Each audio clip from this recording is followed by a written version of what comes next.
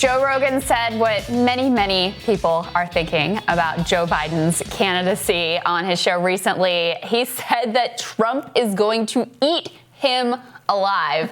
And Saagar, the clip is, he's just very honest. He actually plays some of the clips that we've been playing on the show. Look at that feature image that we have there. Why did they pick that one? Anyway. I don't know why they picked that one. Yeah. But they played some of the clips we've been playing, like the Nicole Wallace interview that's so embarrassing, where he's like, oh, that's stupid. I shouldn't say it that way. And Rogan just went off. He said, you guys have got to be able to call this out. Democrats, and you're like, he doesn't even know what he's talking about. It almost seems like he's high, like he's clueless of what he just said or what we've just asked of him. Not a good look, but... He said, this is one of the problems the Democratic Party is having right now with this Joe Biden guy. You guys got to be able to call it out. You can't let this slide because everybody else sees it. And Trump is going to eat him alive. He's going to eat that guy alive. I can hear it in his voice. That guy can barely remember what he's talking about while he's talking. I like how he calls him that Joe Biden guy. Yeah, that Biden guy.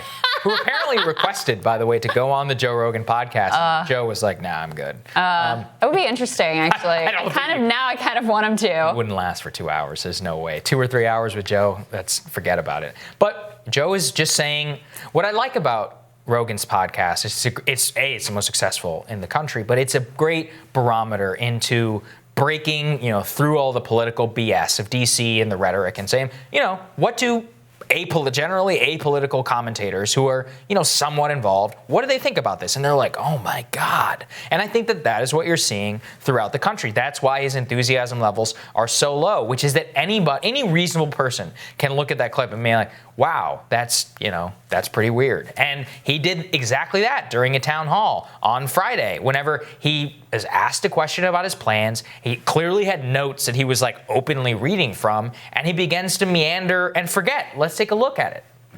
But there's a lot more. For example, I think there's more we're going to have to do as we go down the line here. But we're going to, for example, additional checks to families should be conditions should be required. But I think there's a minimum of. Anyway, I won't go into all that. Let me just deal with your specific.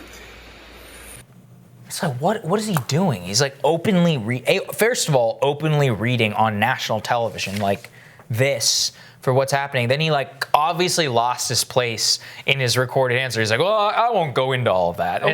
It's like whenever his teleprompter broke in his first national address, and he's like, well, here's the deal, folks. Right. And by the way, Here's the Deal podcast is apparently coming from Joe Biden. God help us all. I can't wait. Yeah. It's going to be great content for us, It Saagar. is going to be great content. And it's also like the most basic question you can imagine. What's your plan?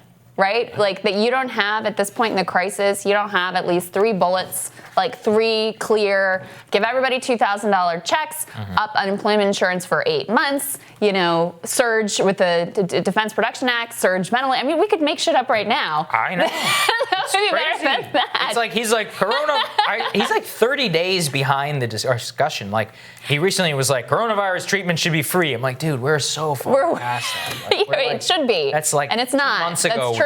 We were talking about that 2 months ago. No, and there's and this is why, as you point out, when you look at the polling, first of all, he is still beating Trump in the polls, but that lead is narrowing very quickly. Yes. And we should remember that Hillary was beating Trump handily at this point. And then as we were talking about earlier in the show, the number of people who say they're very enthusiastic about him is a historic low for a Democratic candidate.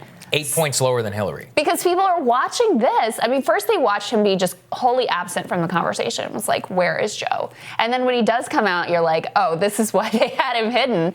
And no surprise that he says, he doesn't want to have any more debates. Right? He doesn't want to have to debate Bernie again at a time when, look, there's a lot that needs to be debated about the bailout that was just passed and what that's going to do to our country, about how we're going to move forward, about what is going to be on the plate of the commander-in-chief when the next person picks up the reins if it's not Donald Trump. There's a lot that needs to be challenged and discussed. It would be great for the country to have that debate in wholesome form between Bernie Sanders, who represents one ideological pole, and Joe Biden. But because he can't even remember his 3-bullet plan, right, with his notes in front of him, he still can't remember it. Of course he doesn't want to debate. No, and I actually thought Bernie said this quite well, which is he said, I think the American people deserve a discussion of how we got here. And that's what I talked about in my radar today, which is how did we end up in a situation where the economy is so fragile, where the healthcare industry is so fragile, where we don't have enough ventilators, where we don't have enough masks, where we don't have,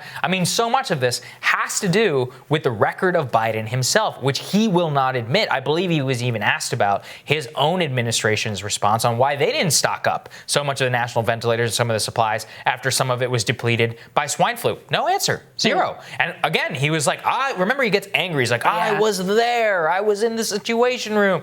I've dealt with this. Okay, if you want to run on that, accept the record of the Obama administration, accept that the American people rejected your legacy in 2016, and accept all of the baggage that ends up coming with that. But he refuses to do so. Yeah, and you can understand, too, why Democratic establishment leaders who didn't want to have to back Biden, but ultimately did because they had no other choice if they were going to defeat Bernie Sanders, why they're now looking at Andrew Cuomo and going, could we maybe? Right. Like, is there something we could do here? Can we do a little switcheroo? Because they're not stupid. They can see before their very eyes how weak of a candidate he's going to be against Donald Trump. And yeah, there's a lot to criticize with Trump's approach. But that guy's not capable of doing it. No, he's certainly not. As Rogan said, he's going to get eaten alive.